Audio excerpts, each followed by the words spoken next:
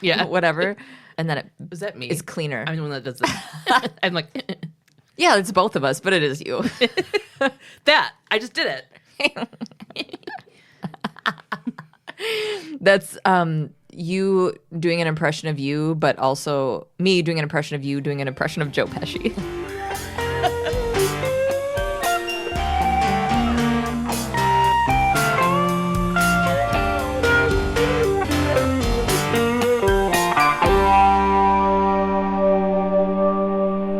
Do you want to get started? Oh, wait. Welcome to SVupod, Especially Heinous. I'm Tasha. I'm Gabe. So we're season 2, episode 2, and it's called Honor. Yes. I did a lot of helmet work this episode. Yeah. A lot of helmet work. That was my nickname in high school. That was when I got I like it. summer hits and summer misses. Okay, so we open on a trail next to a pond. It looks like a walking/bike path, and it's swarming with cops and paramedics. A bike cop who has zero time to remove his helmet is debriefing Benson and Stabler on the crime as they follow him to the scene. He tells them he found the victim, who was a woman, quote, moaning, half naked, bleeding from her chest and privates. She was super duper beat up. She's still laying there 45 minutes after being found by the cops. The paramedics were in rush hour, I guess. And I'm like, really? Don't ambulance lights mean fuck off and move? I know, but sometimes you just can't. It's like so thick that you just can't, like, that's my name in high school. No, but like I've been in the middle of a pile of traffic and an ambulance came and you're just like, I pull over, I can't pull over any farther. You know, it's like just a hot mess and they just can't get through. Oh, we're talking about New York fucking city here. So it just sounds super awful to be laying there and like you can hear the siren and it's like, it's going to be a while. They're a block and a half away. Yeah, 45 minutes. That's fucking awful. That's awful. Yeah. All right. Deep stab wound, left chest. They get a piece of evidence from, I'm guessing, a forensics cop. He calls the crime, quote, a good old fashioned stoning, New York style. What the fuck? He hands Stabler an evidence bag with a rock the size of a baseball in it. He thinks that part happened after the stabbing and the rape. And I'm like, God, this attacker was doing too fucking much. Yeah. There's no ID on the Vic. The Vic is strapped to this board. The medics pick him up and one guy just screams, let's get her out of here.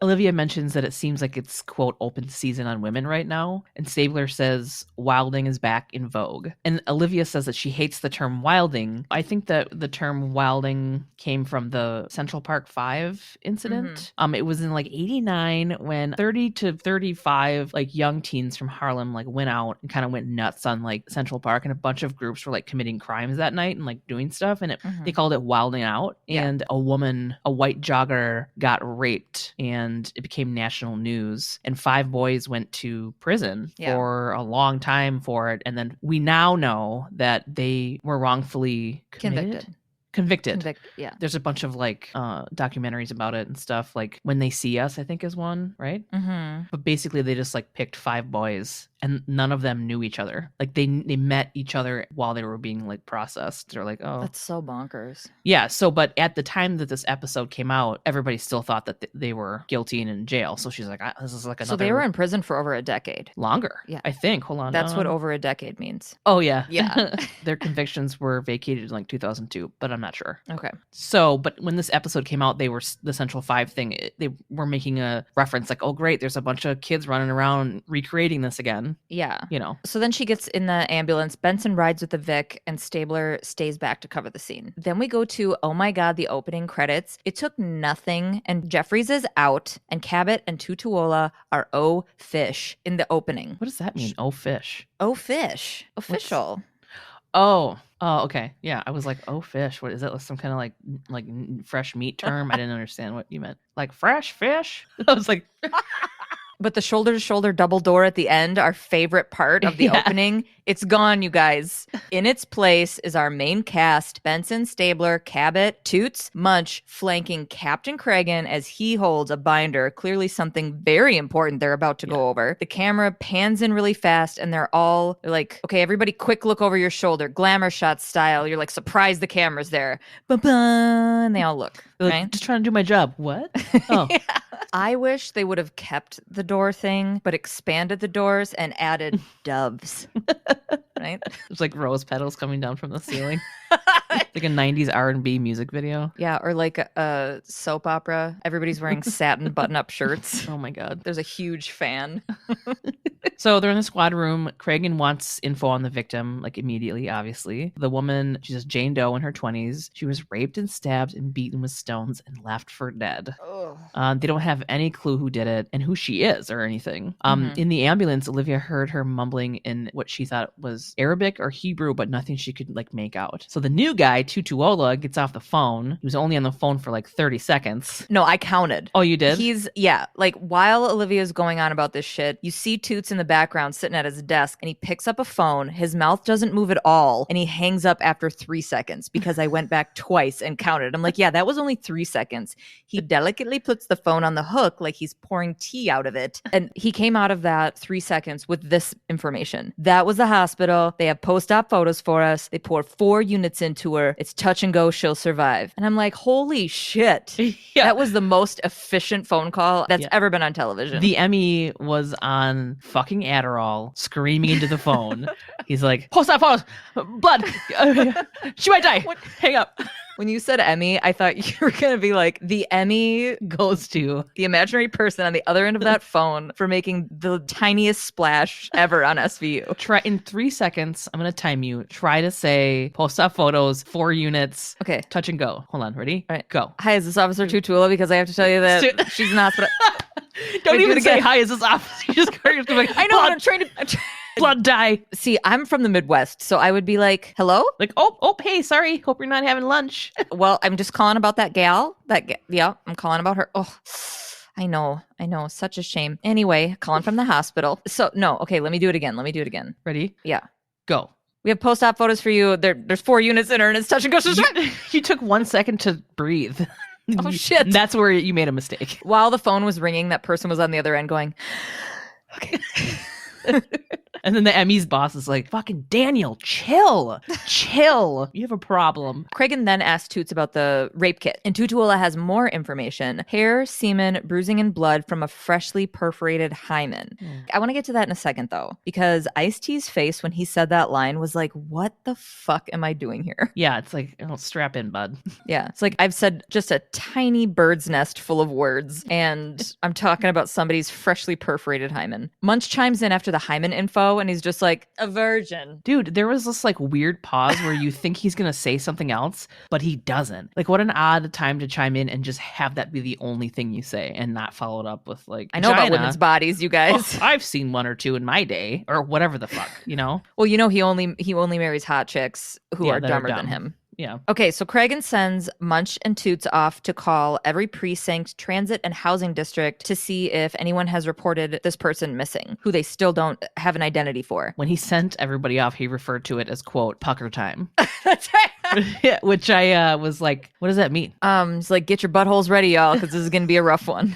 I don't know. I don't even want to Google it because I feel like it's going to take me on a whole fucking, like... Yeah, you're going to go on butt stuff journeys with that one. Oh, and so then he tells Benson and Stabler to go talk to the park precinct captain to see if there's any ongoing problems they should know about. But he warns them and says the guy's a complete dickbag, so be ready. Yeah. So Benson and Stabler are back at the crime scene. They're talking to the park captain. He doesn't want to be talking to them because he is a dickbag. He says that the crime in Central Park is the lowest it's been in 30 years and that this is an anomaly. And they want to know if there's been any like quote unquote wolf pack behavior. And then they made the reference again to the wildling, gone wildling or whatever. The captain was like, that was an anomaly too. Yeah. And he says, he's like, there's no gangs in my park. So he dips past Stabler. Finger in Olivia's face, by the way. Yeah. Not in my park. Stabler kind of steps in between him and the car and he like dips past Stabler and he opens the door and he's like, look, just call me. I've got people waiting. Yeah. He's not really like having any questions from Benson and Stabler. What more important people do you have waiting for you besides the special victims unit that's handling this woman's case? In your park. Yeah. And then like the camera pans to Olivia and her like little season 2 spiky hair is kind of like fluttering in the wind.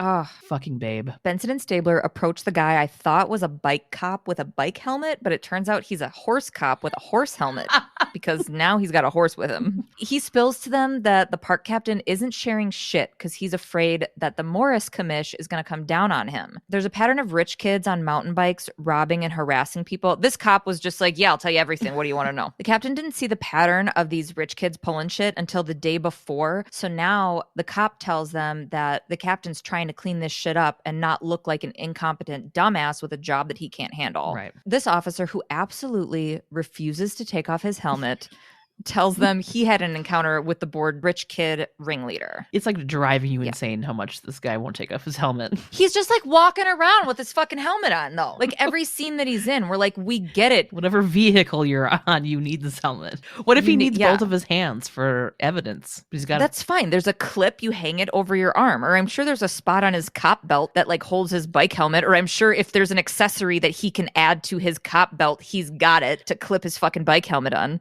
So we're at the apartment of Chris Lyons. We can only assume that Chris Lyons is the like shitty kid, because they don't say that, but you just know that. Yeah. So Chris Lyons is the teen ringleader. Benson and Stabler are at the front door of his apartment, and the dad answers. The dad says, "What now?" Like he's always getting in trouble. And they ask where Chris is, and he says, "If you want to talk to Chris, talk to our attorney." And Olivia says, "You want to do this the easy way or your way?" And the dad says, "We'll meet you at our lawyer's office." You just like know this kid's gonna be a fucking little prick. I like how you said, "Do you want to do this the easy way or the hard way?" first, because I'm like, it just shot me right back to my teenage years. Right. Yeah. That was my dad's line. "You want to do this the easy way or the hard way?" I'm like, is he threatening to hit me? Turns out, yeah, he was. Okay, so then they're at the lawyer's office. This fucking kid is simultaneously Vanilla Ice and the lead singer from Sum 41. Yep. Oh my God, yes. But like up the cringiness by like 150%. I was embarrassed every time this guy opened his mouth. Oh, the hair, you're right. Yeah. He's basically like, "Yeah, I'm a piece of shit, but I know I'm never going to get in trouble for anything. Also, my friends and I didn't do shit to that lady." Like, he's such a fucking cock. Yeah, he's like, "We like to harass women, but not like that." And you're like, okay. Yeah. Like, what did his dad say? That he was up all night? Yeah, his dad was like, he was on the computer all night, and fucking little twat. He's like, "Yeah, it was .comming." Yeah, and I'm like, nobody ever says .comming. I'm like, he's the Gretchen Wieners of Friends. Quit trying to make .comming happen, you fucking toolbox. Yeah. No, I never said that. Nobody ever said that. They're constantly trying to come up with like hip internet terms on the early seasons of SVU, and we're like, you don't have to do that, you guys. Like, you can say the same thing. You can say internet, yeah. Somebody thought of the term .comming in the writer's room. They fucking high-fived each other. So this kid also is supposed to be fucking 15, but he's like 32. Like, he has a few kids. Oh, 100%, yeah. He doesn't pay child support. He got into Bitcoin a little bit. Well, hey, guy, why don't you sell your boat? Wait, what? Why don't you sell your boat? I'm gonna leave that in like it makes sense. Hey, guy, why don't you sell your boat? So yeah, dude was .comming from 1 a.m. till 9 a.m. Yes, he was soupsbusy.com. Yeah, and then Benson pulls Stabler aside and was like, "The lab called and it's not what we thought."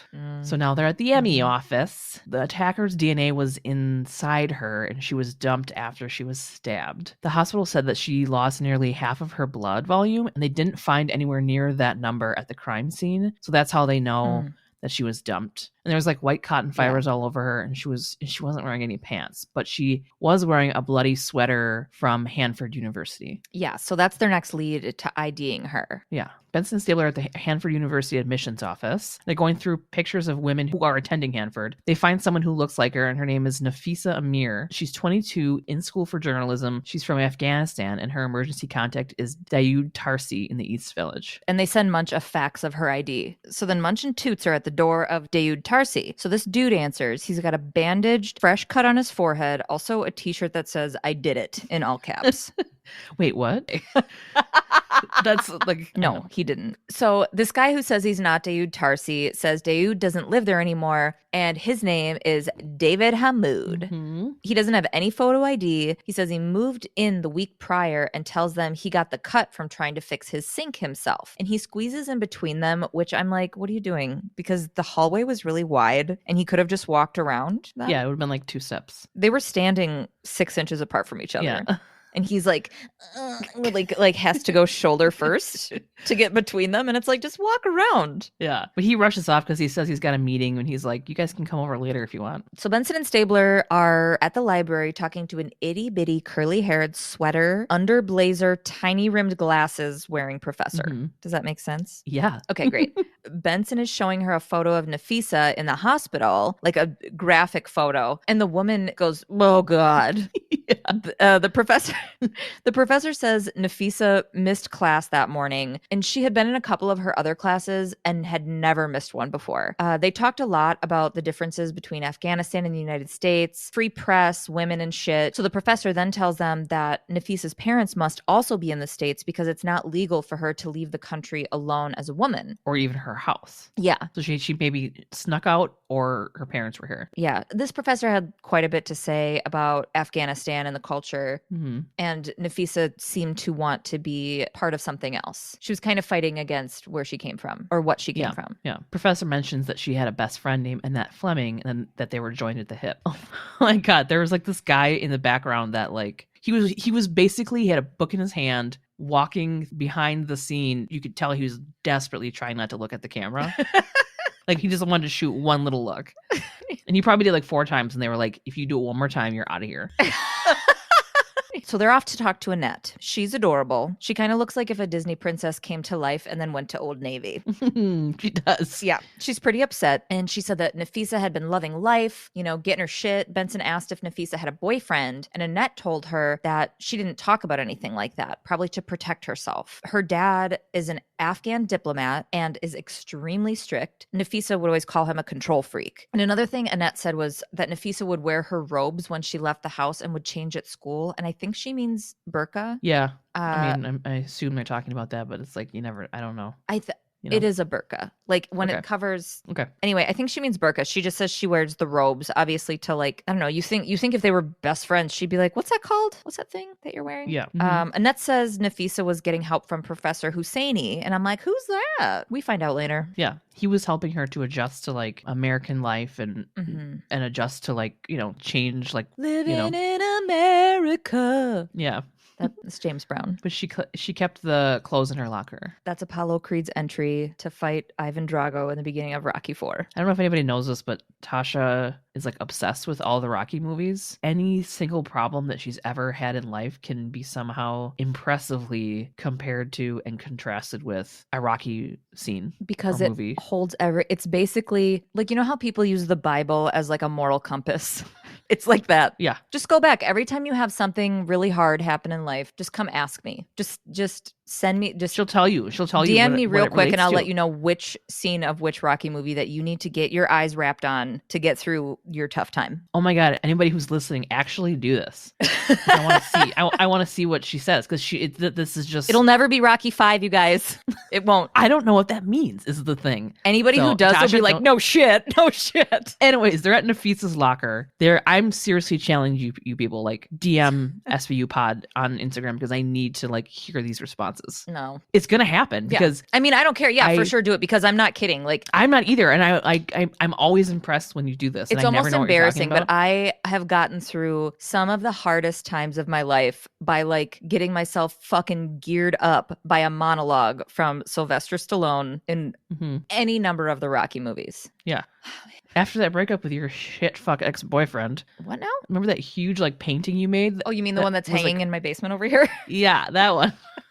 Okay. Anyways, they're at Nafisa's locker. They're going through her backpack and things, and they find a day planner, and it has a pic of a dude in it, and they're like, maybe it's her boyfriend. Yeah. They also find her addresses. Yes. Benson and Stabler are at the apartment of Saleh and Aziza Amir. I'm not sure if I'm saying those names right, but I was like double surprised that they put the woman's name in this. Oh, really? Especially in this episode. First of all, they never put the wife's name on anything, at least in the last season. Oh, because they gave her a name. But she becomes an integral character. Like she becomes very important to the story. Yeah. Right? So they probably were like, ugh, I guess we'll give this one a name. Take out 2 next episode.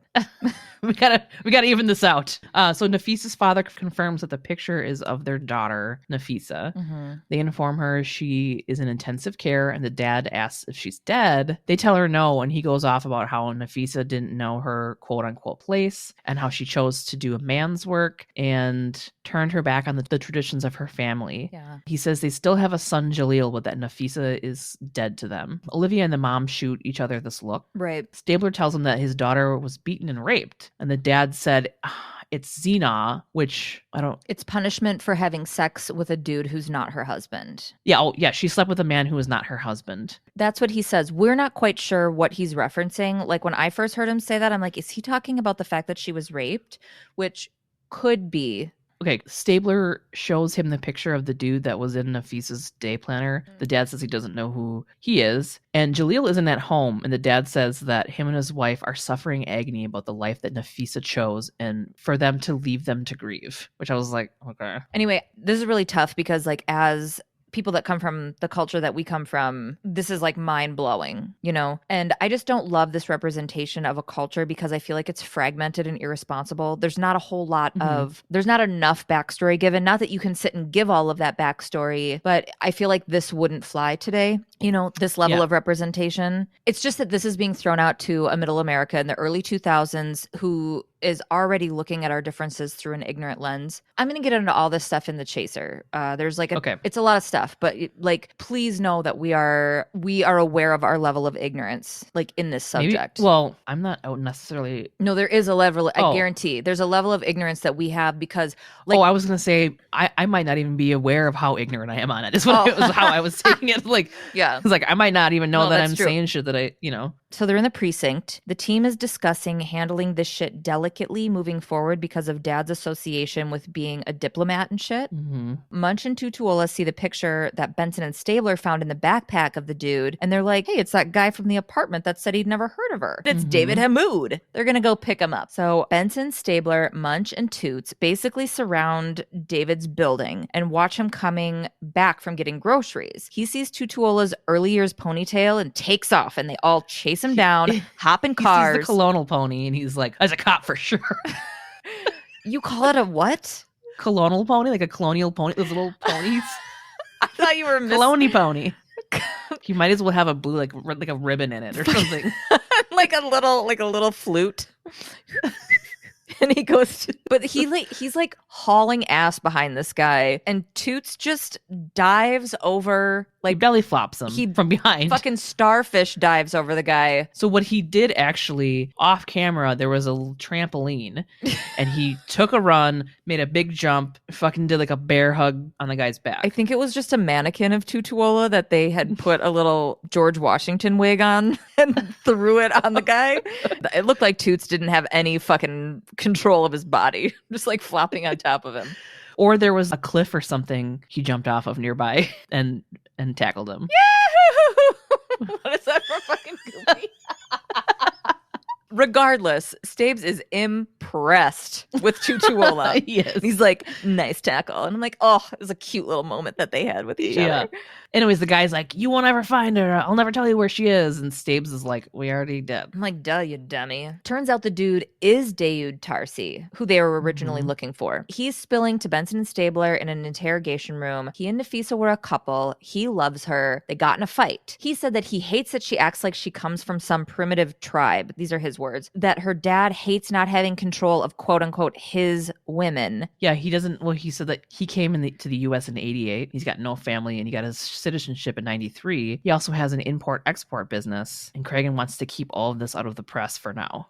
He gets upset, and he's like, I'm responsible for this. Right. And he said they got into an argument and she left and he shouldn't have let her go. And he said her dad already won, as in his twisted ideas of honor are his quotes. Right. She said Nafisa's dad got revenge on her because he didn't want to get a reputation of letting his women, quote, do what they please. Yeah. So he says he loves her and wanted to marry her. And he's like, I overreacted and I dared her to leave, not thinking she would. So at the end of this, after he's like going on and he says he's responsible for it, I'm like, that's going to come back to bite him. Okay. I hear it and it doesn't sound like he did it, but it sounds like he's blaming himself for what happened. Other side of the glass. I was going to say the classic other side of the glass. Cragen tells Munch to find someone who heard that argument and he'll call the beautiful ADA Cabot for warrants. Miss, I hold mimosa glasses weird.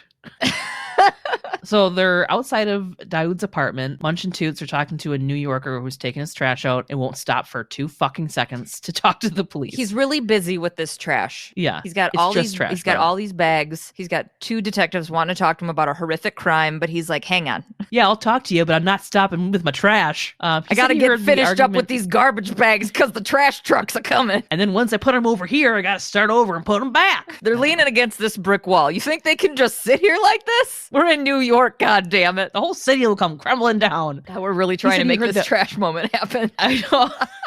So this guy says he heard the argument, but it wasn't in English. And before the screaming, he heard her call Dayoud a control freak and something about her father. Yeah. After the argument, he hears the door slam and only one of them stomped out the stairs. And he knows that it was only one because a minute later, somebody turned the TV on. Yeah, the person who didn't leave turned the TV on. So Benson and Stabler are going through Nafisa and Dayoud's apartment. And a forensic dude finds a bloody sheet in the laundry. Benson and Stabler are in Cragen's office with ADA Cabot. Stabler says that the blood is hers and the semen is Dayoud's. Yeah. But the prints aren't either of theirs. The prints off the rock. But there's something weird with the blood, so they're retesting. Yeah, and Cabot's like, NBD, her blood, his semen, easy. Yeah. Dayoud is being arraigned in court on one count of attempted murder and one count of rape. He pleads not guilty. Cabot doesn't want any bail. Dayoud's lawyer is like, he's never been in trouble. He's a respected member of the community. He has an import-export business. And then the judge was like, well, let's make sure he doesn't export himself out of here. No bail. Stabler's good one. That was a good one. Also, Dayoud's lawyer tells Cabot that Dayoud wants to take a lie detector test, even though the lawyer doesn't want him to. And Cabot's like, cool, our examiner. And he's like, okay. Yeah. I feel like his willingness to say something to take a lie detector says a lot, even though lie detectors don't mean shit. Yeah, but how often does a guilty person beg for a lie detector? Right. You know, except for a complete sociopath. It doesn't hurt. Is the thing. So cut to Dayoud getting lie detected. Cabot and Cragen are on the other side of the glass. I gotta stop acting like that's a big deal because this is like every other scene in this fucking show. I want Dan Florek to write an autobiography called The Other Side of the Glass. Cabot tells him that Nafisa's parents were at the arraignment. And I'm like, I thought they didn't care. Benson and Stabler meet up with Cabot and Cragen after the test. Dayoud passed it. Stabler says he wouldn't be the first one to fool the box. That's what she said. Cabot's worried. Thanks for laughing at that. Yeah, no, you're welcome. Cabot's worried because if he can fool the box, he can fool a jury. And Cabot goes, maybe he's telling the truth. And they're all wondering who else would know about Dayoud proposing to Nafisa and their relationship since Nafisa didn't even tell her best friend about him. Benson and Stabler are going to go talk to that professor Annette had told them about, Professor Husseini. Okay, yeah. So back to Heart for You. Benson and Stabler are doing a walk and talk with Dr. Husseini. So he comes from the Middle East and he's saying a lot of people from the area come to him for help with transitioning. And he said it's hard for men, but it's even harder for women because under the Taliban regime, they are tempted by all of the things that they can do in the US that they couldn't do there. Yeah. Like leaving the house or going to school or having a job. Right. These are the things that he's saying. He said Nafisa wanted to be more of a modern woman, quote unquote, but had to leave her home in order to do that. He also says that Afghan diplomats were rollovers from the last form of leadership in Afghanistan. Stabler's like, is there any reason why she would want to hide from her family? And the professor said it was because of the Taliban regime's control over women, she would have been murdered for much, much less. And just because her father doesn't wear Taliban colors doesn't mean that he's not with them. Yeah, he said if her dad is so intensely strict, he might be a Taliban mole. That is straight.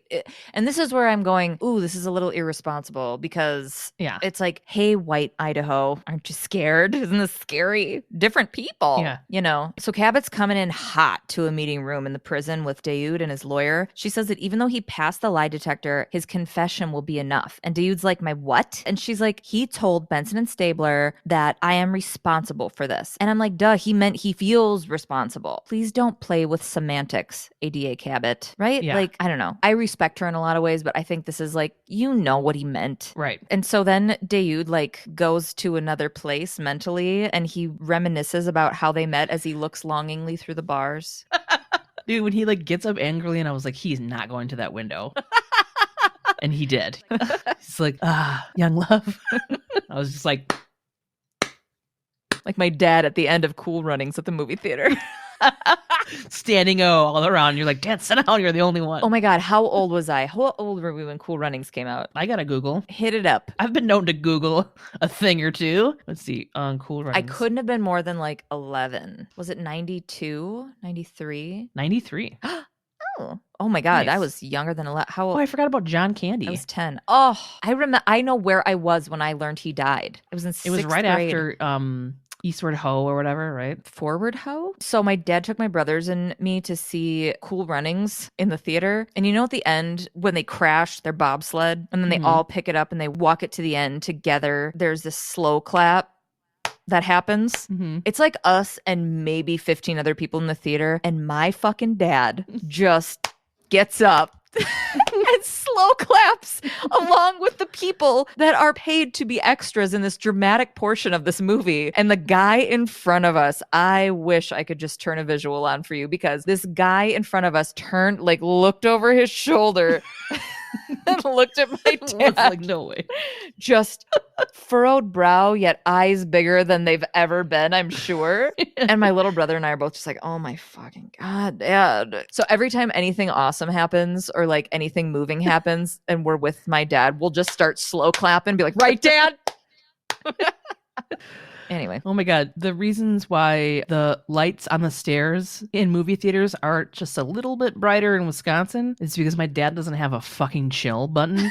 And he is like, I gotta be the first one in and out. And he like fell down the stairs and kind of fucked his leg up while we were watching a movie, because he was like pushing by everybody to be out first. And he was like, what the shit, Rick? Oh my God. They're turned up a little bit more because of him, because we would go to the movie theater and be like, see that? See that? That's your dad. Yeah, we're like, yeah. He also one time snuck me in. I'm not going to lie. He snuck us both in a fucking foot long from Subway. Oh my God. Our own foot long. My gigantic 90s clothes were strictly for that purpose. Like, oh my God.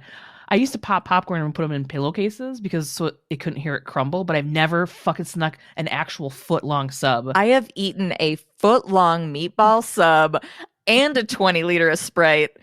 20-liter. Is that what it is? 20 ounce? Is it 20 ounce? 20 liter. 20 liters is a lot. Gigantic. It would be like a me-sized bottle of fucking Sprite at my hometown movie theater. And I'd be stoned too. So I would feel super paranoid. I'd be like, I smell like meatballs. And probably make really weird eye contact with the lady behind the counter. Like, do you want anything? Mm-mm. So he was basically telling the story of forbidden love. He's still longingly looking out the window. She didn't want her dad to know. And he then told Cabot that her dad had promised her to the son of a government minister. So her going against that was a slap in the face of her father. So the night of the attack, Dayoud had asked Nafisa to marry him. She said yes, and he kind of pressed her, and they had sex. She was upset that he had pressured her, and they got into this big fight. So like she had this post-coital like guilt. Then they got in this big fight, and she said he was trying to dominate her, and she left. And Cabot's like, why all the lies? And he points to the cut on his head that he had told Munchin Tutuola was from fixing the sink, and said, see this? It's from a cop. And I'm like, what cop? Whoa. And he said a cop came to the door looking for Nafisa. He had a gold badge. I swear I thought he was going to say he had a helmet on. I swear it was going to come back to this. There had to be an explanation for why this guy would not take off his fucking helmet. It wasn't the helmet cop. So Munchin Tutuola met up with a cop who tuned up Dayoud because he had left his business card. Mm-hmm. So he's what they would call plain clothes, but this guy is dressed like he's unloading cocaine bales off George Young's single-engine Cessna in the 70s. Yes. Whoa, Black Betty, bam, lamb. I fucking love that movie. Yeah. He also looks like he's wearing one of those jackets that you'd see George Costanza wear in every single episode of Seinfeld. Oh, like a members only jacket. Yes, yeah, exactly. Yeah. So they're like, tell us what's up, man. You weren't on the clock. Like, what are you doing? You're not supposed to be doing this kind of shit. And the dude is moonlighting at some private security company. He says Nafisa's dad called wanting them to find her. And he got as far as the boyfriend, and Dayoud gave him the same spiel that he gave the detectives, like that I don't know her. So the dummy cop's like, I could see her photo in the apartment right behind him. So then he like tunes him up for it. Dude says he can just kill him because he'll never tell him shit. The cop staked the place out for 2 nights, but he never saw her. Yeah, he sucks. This guy sucks. Yeah, he's a fucking chotch. He's like, what, you never tuned anybody up on the job? Stupid. I hated him. Yeah, and Munch is like, you're a dork. And Toots is like, ew. It's not him at all. So we're at the squad room, right? Yeah. Munch said the lab results came back and they have a problem. There were 2 types of DNA on the stones. One was Nafisa's and the other was not Dayoud's. They retested the blood because both DNA had similar characteristics. Nafisa and her murderer are related. Okay. So Nafisa's father has diplomatic immunity, but Nafisa's brother Jalil's immunity expired the day he turned 21. And then Olivia answers a phone call. Nafisa passed away. Benson and Stabler are outside of Nafisa's parents' building talking to the doorman. I think casting requirements for doormen of SVU are stocky, senior, must be adorable, and have an endearing accent. And he was wearing the shit out of the cutest little doorman outfit. He tells the detectives that Nafisa came home that night and she tried to run past him. He's like, I didn't know it was Nafisa. She wasn't wearing the getup. He didn't see her leave, but his shift ended at 11. Jaleel left at some point, though. The doorman does not like Jaleel. Yeah. He calls, orders me to bring up the big shopping cart upstairs. So they ask if he did, and he's like, you kidding? This guy hasn't tipped me in 4 years. I told him I couldn't leave the desk. Come get it yourself. Yeah. He was so satisfied with himself when he said that. It was like the best day of his life. Yeah. He like stuck up for himself. Yeah. He never does. He just has to stay quiet, open the door, close the door, seethe inside under his little pillbox hat. You're thinking of like an elevator hotel guy. I am. I forgot what his outfit looked like. I just remember it was adorable. He says Jaleel didn't bring the cart through the front, though, and he probably took it through the garage to his car. Now Benson and Stabler are up talking to Nafisa's dad, and he is hot. I told you to leave us alone. He was just barking at these guys. Olivia respectfully says, basically, hey, guy, your daughter's dead and you don't seem to care. And it escalates very quickly when they tell him about the shit that the doorman said. Olivia asks if he watched his son put the knife through her heart, and he goes, she was a whore like you. Oh my God, yeah. And he gets like kind of in her face a little bit. Ugh. And then Stabler kind of like pulls him back. Yeah. Yeah. And then Nafisa's mom comes out and she's so upset and she's like, she was your daughter. And she tells them, she like blurts out that Jaleel is on his way home to Afghanistan, and the dad barks at her in Farsi and says his son is protected by the Vienna Convention and arresting him would be breaking international law. And they're like, nope, he's 21 and he is no longer covered. He's done. Yeah. So fast forward to Munch and Toots, and they're on the airplane looking for Jaleel. They walk up to a guy and they say, Jaleel Amir? And this fucking guy stands up with a fucking smile on his face. And he's like, I'm proud I killed her. She deserved to die. I was like, what? Yeah. And they cuff him while he goes on about how his dad will have him on the next flight. He believes that he has immunity as well. Yeah. At this point in the episode, I like kind of didn't see that coming. And I was like, what the fuck is happening? Real quick little Cragen and Cabot walk and talk. Mm-hmm. And she's like, I'll need Munch for the trial. And I'm like, see, he's valuable. Yeah. Okay. Yeah. She's expecting like... I'm going to spend this entire season convincing you that Munch is great. Okay. I've done a full 180. It's going to take you 20 years. So Cabot is expecting a lot of like blowback because Jamil is a diplomat's son. Jaleel, and a lot of blowback. That was my nickname in high school. Okay. So they go into the office of the commissioner and he wants to know, he's like, why the fuck are you fucking with a diplomat's son? Mm-hmm. Cragen kind of steps up because he's like, the commissioner is giving like Cabot shit. And he's like, no, we went looking for his son, but should have arrested Nafisa's dad as an accomplice to his daughter's murder. Yeah. So the dad filed a formal complaint about his mistreatment by the NYPD, and the feds are fucking eating it up. Mm-hmm. And Cabot is a badass Grinch because her balls grew 3 sizes that day. She does not back down from this dude at all and says that they have a solid case and they're sticking to it regardless. Yep. They're going to go to court unless Jaleel pleads out. And the what's-his-nuts, the commish is like, I suggest you reconsider your position. And she is fucking hard. And she's like, why would I want to do that? And he goes, to save your own skin. And he walks out. And I'm like, was that a threat? Yeah. And like, so here's the part that I was a little nervous about because it could ruin her career. There was like this pan to Cragen's face and I felt like he looked a little worried too. Like, what is she going to do? You know? Mm-hmm. Remember when they had that like mimosa and she like drank it weird? Yeah, you bring that up a lot. It was so weird to me. And she was like, why would I ruin stuff with you? I'm going to stand on your shoulders for constituents, you know? Right. So, no, she's quickly becoming like a part of the familial group. They're going to teach her how to feel, basically. So they're in the squad room. Stabler is on the computer typing one finger at a time like he's my fucking grandpa. I thought that was way funnier. Well, I can only assume in 3 seconds he'll get like Irish Catholic angry and throw the keyboard. Rest in peace. Cragen walks up and wants the info on what happened with Nafisa's dad. Stabler is like, hold on a second, I'm .comming. And Cragen is like, bitch, move. Even Olivia is like, okay, what is happening? And then I said, Tasha, help me out on this part because there was like a whole bunch of shit that I didn't understand. Oh, sure. So Cragen's pretty short with Stabler, like you said, but he's really stressed out about the Dep Commish, okay? The deputy commissioner. Yeah, I got it. In case you didn't. Yeah, okay. And he says, Saleha and Mir told the State Department that we violated Article 30 of the Vienna Convention because you grilled him about his son. Stabler says in Afghanistan, Jalil would do 3 months in prison and get a hero's welcome home.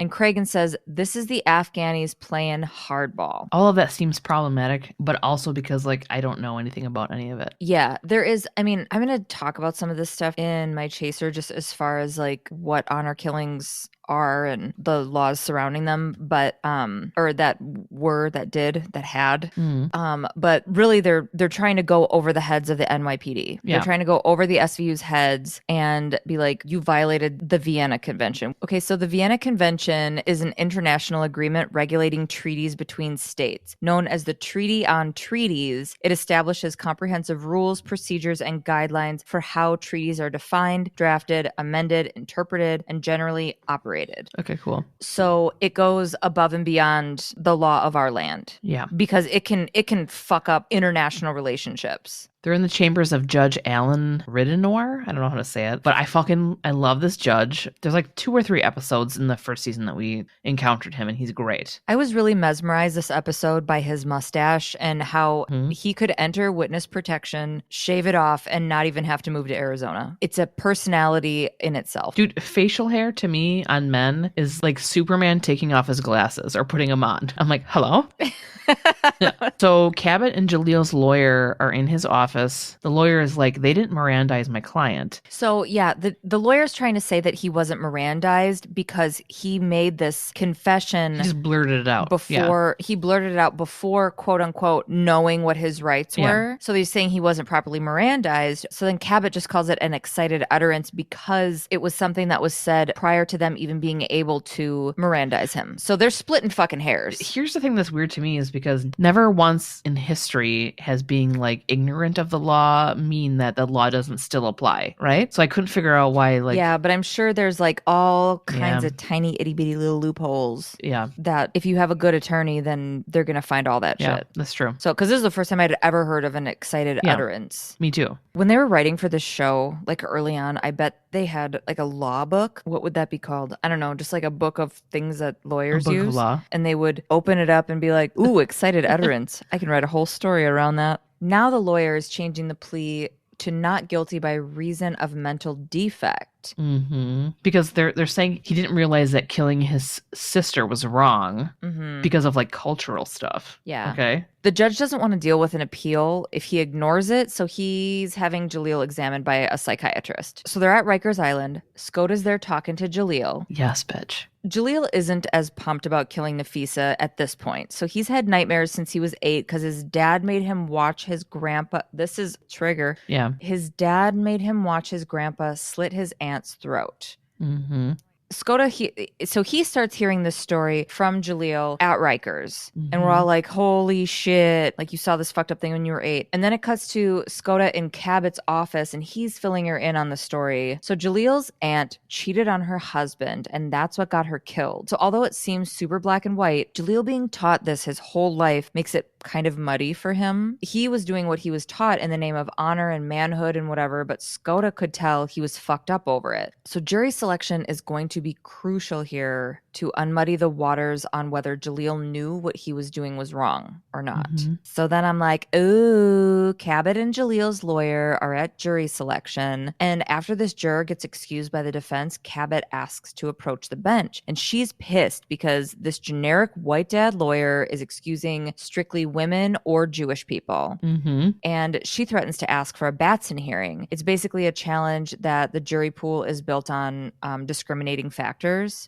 And and Cabot swangs her dick, and the judge is like, hell yeah, bitch. You don't want a Batson hearing in this court. Yep, Munch is on the stand. Munch said that before they could read Jaleel his Miranda rights, you can see that Nafisa's parents are in the courtroom. His exact words were, I'm proud of killing her. She deserved to die. Yeah, and then when the defense cross-examines him, he's just basically trying to guide the testimony to push that Jaleel is not sane. Yeah, and then he feels no remorse. Mm-hmm. He was proud and seemed glad to see Munch on the plane. Mm-hmm. Dude is going like his lawyers are going full force on the insanity part. Yeah. That a sane person wouldn't smile and say he was proud of what he did. Right. But then Cabot jumps in saying that it's an objection because Munch isn't a psychotherapist. And then defense withdraws the question. Eye roll. So the lawyer asks Munch, how many people have you arrested in your career? And then Munch is like, probably over 100. And the lawyer says, how many people have you arrested that smiled and were happy they killed somebody? And Munch says 1, and that person is Jaleel. Okay, so Scott is on the stand being examined by Cabot about his evaluation of Jaleel. His little eval was that he had severe trauma, delusional thinking, night terrors, vivid dreams, but it would not prevent him from knowing right from wrong. She's done, and the defense attorney gets up and poses a hypothetical. What if somebody breaks into my house and I shoot them? Morally, I know it's wrong, but I'm defending my family and keeping them safe. And the prosecution's like, what the fuck? We're not arguing self-defense.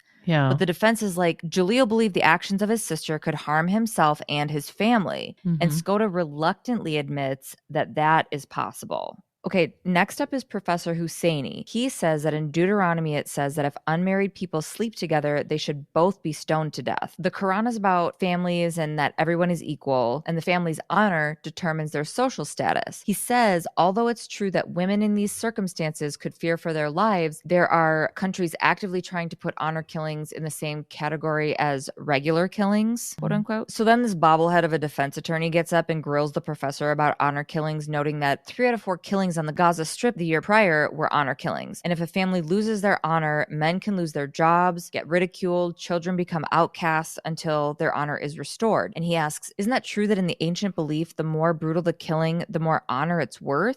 So he's trying to push that it's reasonable to believe that Jaleel, being raised in this belief, would find it necessary for his survival to kill his sister. Okay. Jaleel is on the stand, and he's saying he had to restore his family's honor. The lawyer asks Jaleel if he had anything that he would change about what happened. The only thing he said was that he would change what Nafisa did to the family. Like, if they're trying to get him off on insanity, they're doing a good job. Yeah. You know? Cabot is questioning Jaleel now. Her fucking brass balls are sending up sparks as she approaches the witness, and they drag on the courtroom floor.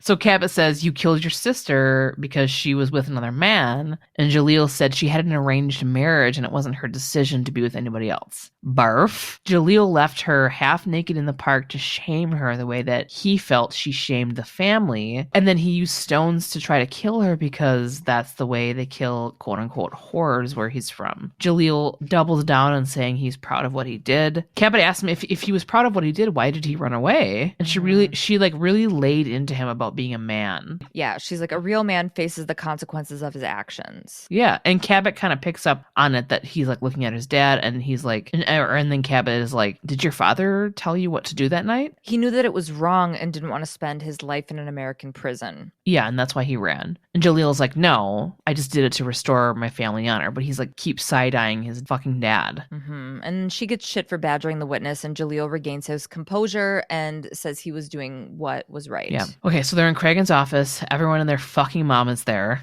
Cabot is worried that the jury is buying Jaleel's bullshit. Benson is thinking, she's like, we really need to like talk to Jaleel's mom, figure out how to like get in there. But everyone was like, she's out of bounds. She's not going to go against her husband or her son. Can I side note on Benson right now? She is doing with her hair what I thought I was going for in the early 2000s, but to my dismay, I found out that pumpkin-headed girls can't pull it off like this. Oh, please, you're beautiful. Your head is amazing. That's what was my name in high school. Your head is...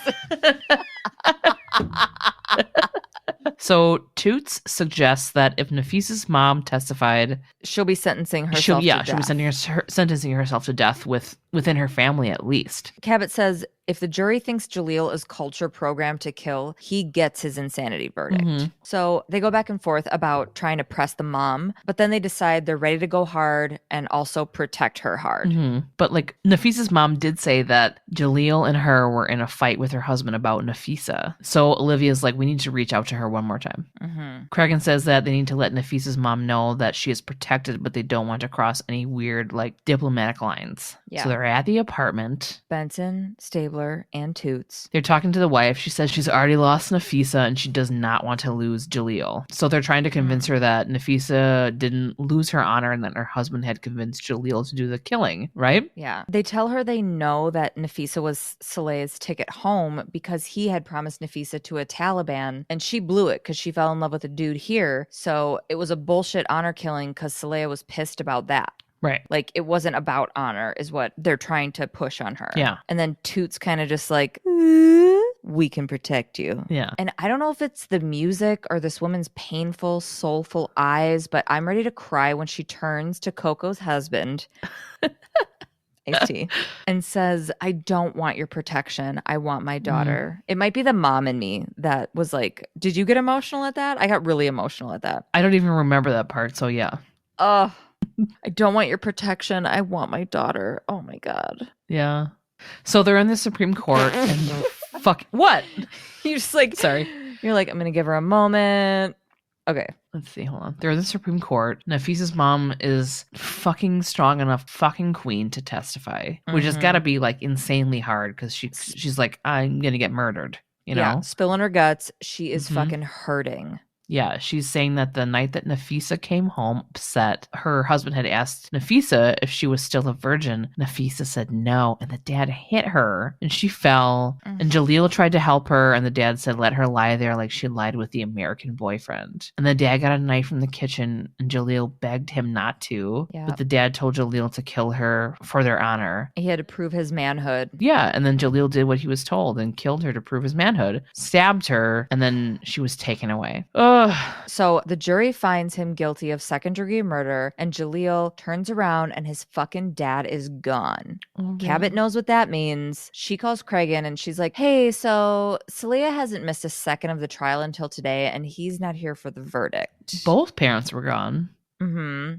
Cut to our favorite doorman. This is the first doorman in SVU history to get more than one scene. Iconic. Oh my God. Yeah. I didn't even realize. When have we ever seen them go back to a doorman? Never. He's always a transition piece. And they're like, this guy's too good. We need to hit him twice. So he goes to meet Stabes and Olivia, and he goes, he left last night in a limo. All that baggage looked like it was for good. The wife wasn't with him. Oh shit. Our hero doorman gets them into the apartment where they find her stabbed to death on the bed. Yeah. Executive producer Dick Wolf. I don't like this episode. It was, well, one, it's hard as a person who was raised in a Western culture. For me, I'm speaking for myself, to wrap my mind around that stark of a difference in cultures.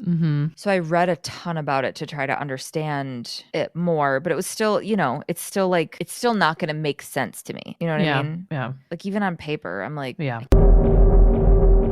So honor killings were described in short in the episode, but we're going to go into what and where they are a little bit. But before we do that, we need to address our ignorance on the topic. Like, as Anglo as shit Americans that grew up in a very different culture, we are not here to condemn any one culture's past. Like, we all learn and change and grow culturally. I also just want to make it clear that this is a women's rights issue as well as a humanitarian issue, and we have very strong opinions on both of these things. But when it comes to talking about it now, and this subject in particular, I want to stay as journalistic as possible, like, and not fully go off. But please don't take that for apathy either. Killing women is fucked, and people being property is fucked, and there's no gray area as far as that goes. Yeah. And if we, like, in our ignorance, if we say something that is like weird and problematic or anything, like, please send us a message and correct us if you feel like you want to. Like, Yeah. Yeah. I just don't know shit about shit. And like, I want to be respectful. I mean, don't you do know? the woman thing where you like overly apologize for, I'm really dumb and pathetic and not worth speaking. No, So, not that. It's just like, I'm a fucking white lady from Yeah. Wisconsin. I don't know shit. And like, I feel like you would agree with this, Tasha. Like, if I say something or do something that's like stupid white lady, like, I'm always open to somebody being like, hey, this is fucking weird. Like, this was weird and this is why. And I'm like, oh Yeah. my God, I didn't know. Like, and then, oh my God, we do it with each other all the time. yeah. But that's kind of like, hey, white lady. It's like, oh, thanks, white lady. Right. Yeah. All right, here we go. This was fucked up. That's like the worst. I'm not starting it like that. Okay, Human Rights Watch defines honor killings as follows. Honor crimes are acts of violence, usually murder, committed by male family members against female family members who are perceived to have brought dishonor upon the family. A woman can be targeted by her family for a variety of reasons, including refusing to enter into an arranged marriage, being the victim of sexual assault, seeking a divorce, even if it's from an abusive husband, or committing adultery. The mere perception that a woman has acted in a manner to bring dishonor to the family is sufficient to trigger an attack. So, a lot of times a family council will be held to decide on whether an honor killing is followed through on. Older victims are usually killed by their husbands, and 44% of the time, some other member of the family too. Younger victims are killed by their family of origin 81% of the time, and of that, 53% were tortured before they died. Oh my God. Other honor crimes include acid attacks, abductions, beatings, and mutilations. Just one question quick. Does it happen to men ever for anything? Yeah, it does. Not nearly as often, because I read a lot of times that with honor killings, men can be responsible for building honor, but the only effect women have on family honor is to destroy it. So like the rates of this happening to women is much greater. And actually, when it has been documented to have happened to men, it usually has to do with them being gay. But yeah, so it does happen to men, just not. Yeah, just like much less. And these numbers are really, there were so many numbers that are like asterisks. A lot of times these honor killings are reported as suicides or accidents. They don't even know like the full scope of the numbers. So the episode was pretty accurate in that the son was the one who had to carry out the killing. Most often, minors in the family are required to do it, and it's usually for legal reasons. And if they refuse, they face some terrible consequences themselves. In all aspects of maintaining honor, violence and fear are used to keep control. An Amnesty International statement says, the regime of honor is unforgiving. Women on whom suspicion has fallen are not allowed to defend themselves, and family members have no socially acceptable alternative but to remove the stain on their honor by attacking the woman. Oh, so I read this 1995 LA Times article, and a quote that I pulled from it was from this lawyer in Nablus, which is like north of Jerusalem. He was a district court judge for 15 years, Azmi Tanjir. He said this about honor killings. Murder is a bad and horrible thing. I am, of course, opposed to murder, but also, in my opinion, what is more important is moral stability in a society. Religion, culture, tradition calls for this. So that's just like a little bit of what's behind. That's a lawyer. Honor killing. That's a lawyer that said that. A lawyer who was a district court judge. Okay. I mean, he's a lawyer, or he practiced law over there. And this was in 1995. I felt like that quote lent a lot to like the way that it's viewed. Maintaining a moral stability is huge, to the point of like murder is not the worst thing. Right. Okay, so Pakistan has the highest number of documented and estimated honor killings per capita of any country in the world. About 1/5 of the world's honor killings are performed in Pakistan. The focus there being the perception of the community versus any actual solid evidence. So because I found this story that ended up being in Pakistan and not Afghanistan, I felt like I should reach out to a friend of ours, Saqib. He's from Pakistan, and I wanted to make sure my information was accurate, as well as get a perspective from him since he knows more about it. I'm really glad I did, because I learned like a ton. I was like, hey buddy, could you maybe like fill in some of these gaps here? And he's like, sure, what do you want to know? Yeah. Just like sending me articles and then explaining the perspective of people. And I mean, stuff that I didn't find on my own that totally changed. That's why I don't want to speak like I know what I'm talking about. You know what I mean? Because I learned just from asking him some of the stuff. So I quote him a lot throughout here. Okay, so I read that the laws surrounding honor killings were ancient tools for lineage survival and control, which is true in some areas. But here's what Saqib said about Pakistan specifically. And because we're talking about Pakistan specifically, like I want to make this very transparent and clear. Chapter. So he says, all these laws were created under the nemesis of the Sharia law movement during the 1980s. The 1980s being the time when fighting on jihad against the Russians in Afghanistan was actually cool and funded by Saudis and Americans. Pakistan was generally a very progressive society before that.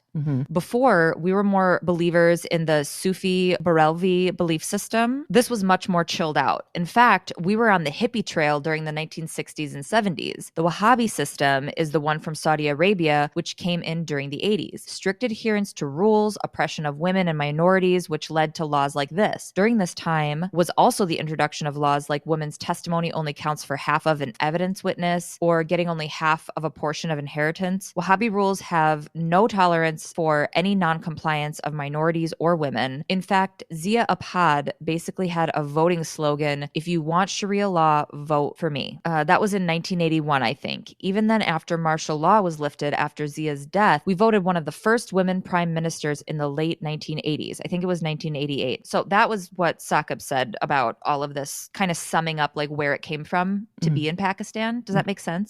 Does it? Yeah, it does. Yeah. Okay. I tried to cut it down a lot because he gave me so much information, like a big old history lesson. So he contributes more. Did he say it was okay to like use his name and stuff? I 100% asked him. Of course I did. Yeah.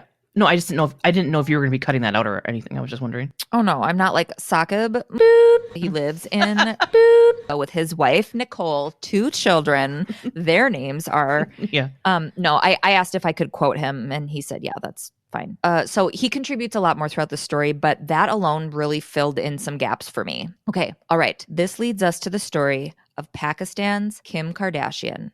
That's what they called her in the press. Fawzia Azim was born on March 1st, 1990. She grew up in Shah Sidar Din, a town and union council in Punjab, Pakistan. She was one of 9 kids, 6 boys and 3 girls. Her parents, Anwar and Muhammad, struggled to make ends meet as small farmers. Early on, Fawzia found that she loved modeling, acting, and singing, and she eventually started using a stage name, Kandil Baloch. So I'm just going to call her that for continuity's sake. Okay. Also because it's what she went by like her entire adult life. So in 2008, when she was 17, Kandil was married to her mother's cousin, Ashiq Hussain. Her husband beat and tortured her until she fled to Karachi. So these are her accounts. These things are denied by some family, but that's not really the main point of it. She's like, I'm not dealing with this shit. In 2013, Kandil auditioned for Pakistan Idol. Her audition went viral and turned her into an internet celebrity. And I went back and found her audition on YouTube.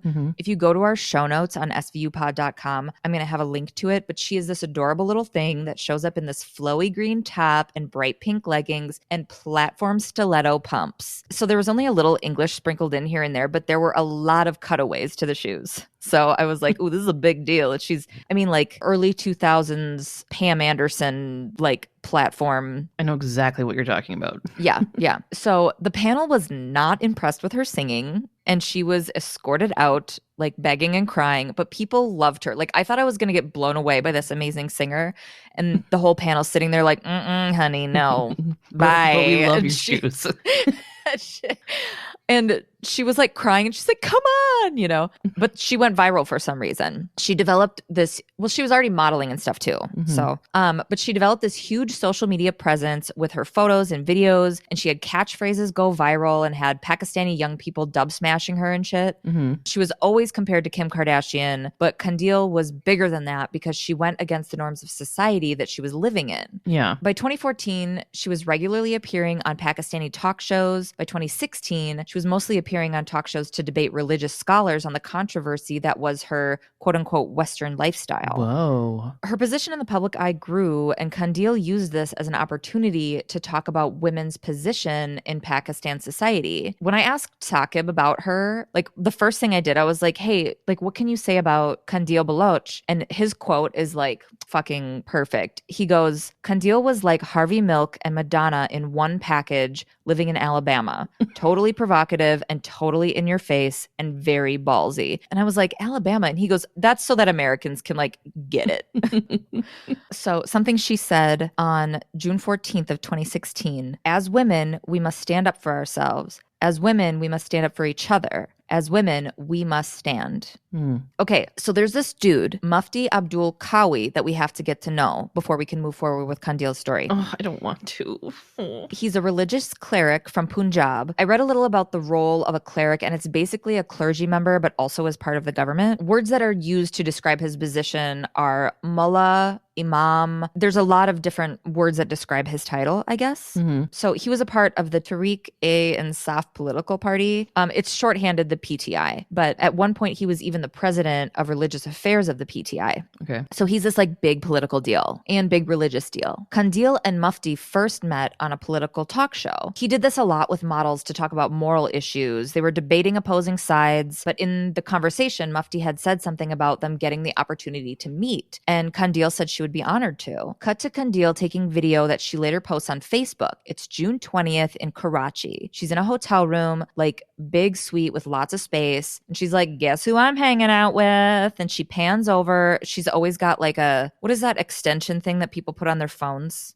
A selfie stick. Oh, yeah. She pans over and there sits Mufti Qawi in a chair, just like in this hotel room. And the hang seems pretty casual, like she's using it for content. Mm-hmm. She's sitting on the arm of the chair that he's in, telling him that he's the best, blah, blah, blah. She's like, oh, you're so great, or whatever. She puts his hat on and takes a selfie with him. Like, if we're to see this, just as like Western people, this interaction sounds like NBD, Mm-hmm. To the contrary. Oh, God. It was a fucking scandal. Yeah. So people were appalled by the way that she behaved with him, which I need to remind you that her whole public persona was hypersexual and provocative. So this video was definitely not that, but the implications were huge. Like, oh, he's in her hotel room and they're sitting on the same chair and they're like that kind of stuff. It was just like they kept saying like, this is not how one behaves with a religious cleric. But they didn't say anything about his actions. Like, I saw an interview with him after. Oh, I'm posting that whole video too, because like you need to go back and watch this video. Anyway, I'm not like, we'll get there. But so the media just like ran with this, and this meeting was splashed across every front page and every TV in the country. Mufti did lose his position,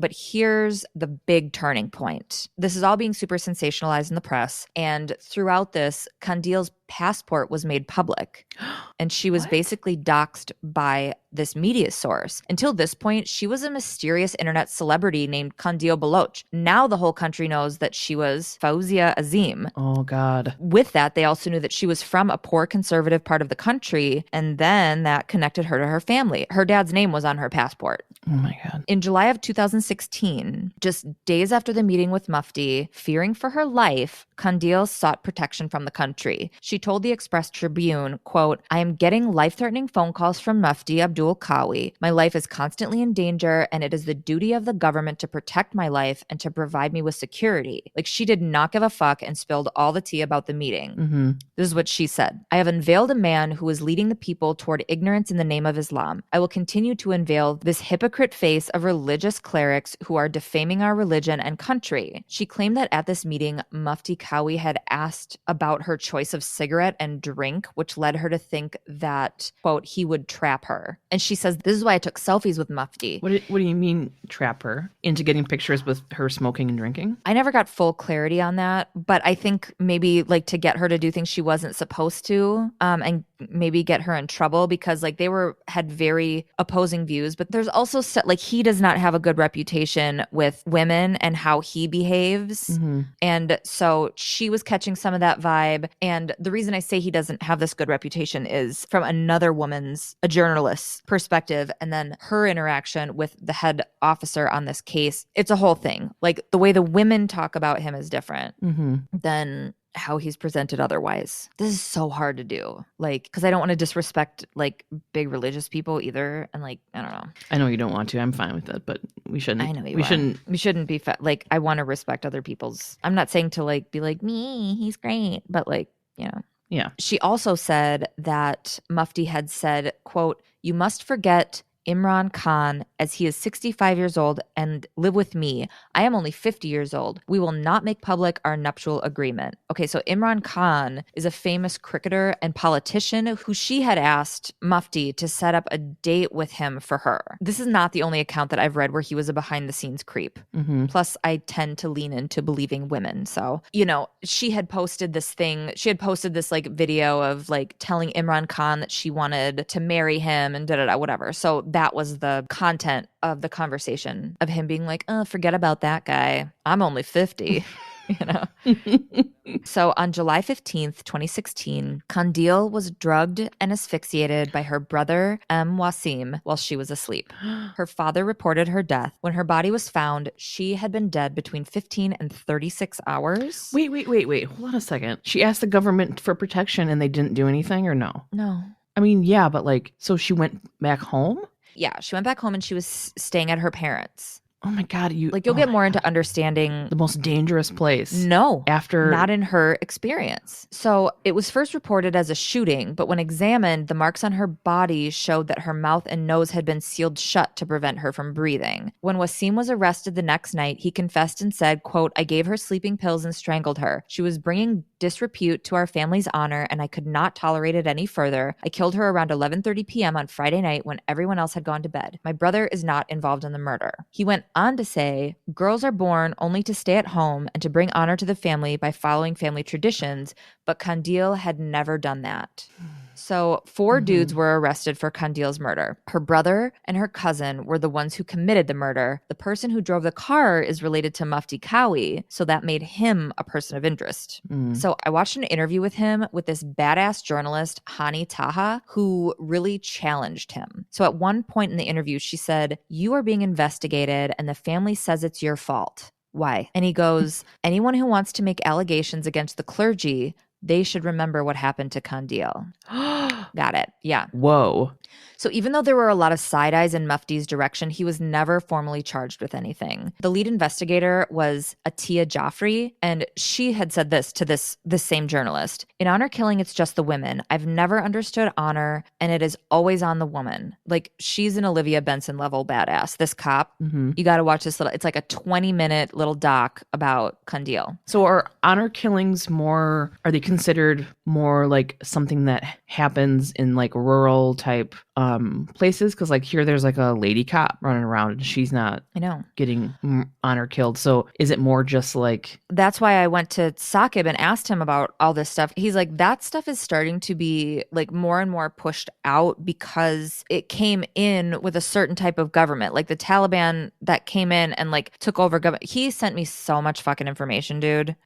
Here, let me tell you this. This is from Saqib. Okay. The muftis and mullahs drove a lot of power from madrasas, which are religious schools, in the local community, especially in poor towns and cities, because they were effectively the head of these schools. And as the funding for public education was limited, especially during the 1980s, being put to good use to buy fighter jets, these poor towns relied a lot more for education on the madrasas. So yes, the short answer is yes. The people in small towns and poor communities, this is where their education is coming from these like super conservative religious leaders, right? Okay. Yeah. So it's kind of like how we're like, I'm trying to think of a good... I think that's why he referenced Kandil being like Harvey Milk and Madonna if they were in Alabama. Like, that's the whole thing, is you can't put a blanket over Pakistan and be like, this is how they are there. You know, there's laws on the books that people that are from there think are super fucked up, just like here, you know, just like anywhere. So initially after her murder, based on the law, Kandil's dad had the power to pardon her brother because at the time, the law said that anyone convicted of an honor killing could be released if forgiven by the family. Kandil's father is quoted as to saying, quote, my daughter was brave and I will not forget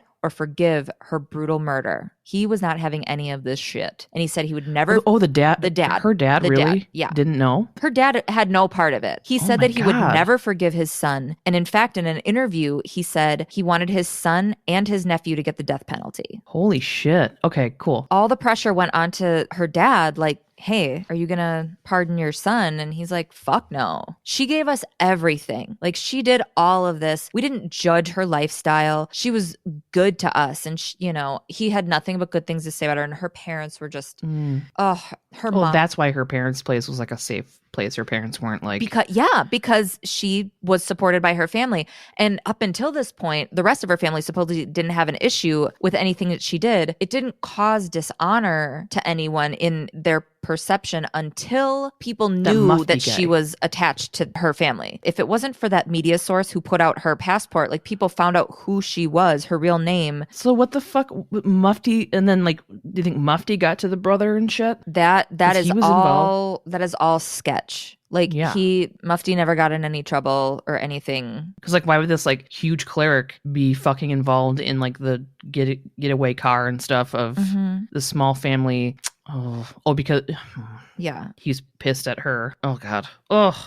So honor killings were officially outlawed in Pakistan in 2004, but cultural norms and the legal loopholes of family forgiveness made the honor killings continue. So, like, that was the legal loophole, but was the dad being able to forgive? Yeah, or pardon people. So it made it was kind of like, it's murder, but, like, we're cool, right? Like, there was still that loophole of a dad being able to do that, or the family being able to do that. I think the dad is the one who had the most power. That's what I kept seeing. And so, like, what I'm assuming, probably just like the patriarch of the family made that decision. 3 months after Kandil's death, Pakistan passed the Anti-Honor Killings Bill, which closed the loophole that effectively allowed an honor killing victim's family to pardon the perpetrator. So the outrage and uproar of Kandil's death caused that bill to get on the radar of Parliament, because it had already sat untouched for over a year before this, but it was finally passed through. Okay. Then in September of 2019, Kandil's brother Wasim received a sentence of life in prison. Is this why a lot of honor killings now are like, oh, it was an accident or a suicide or whatever, so that because there's not that loophole anymore, so they can't own it? Well, this and then is only pardoned. in Pakistan. This is not like this is no. I mean like there. I mean, yeah, like, if somebody's going to pull an honor killing now, there is no longer that loophole. So does it make sense that it would be reported as something different? Probably. But like, I can't say that for sure because I did not like read that and wasn't informed about that.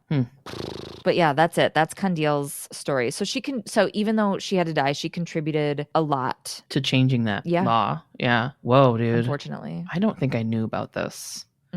Well, thanks, Saqib. Thanks, Saqib. Say hi to Nikki. Say hi. Yeah. Hi, Nikki. Okay. Follow us on all social media at svupod. Rate and review us on Apple Podcast. 5 stars. Tell me I'm pretty. You're pretty. Not you. The other people. Like, okay. Check out hashtag littlebitloud. You might find some cool startup shit. If you're a small self-start pod, use the hashtag littlebitloud.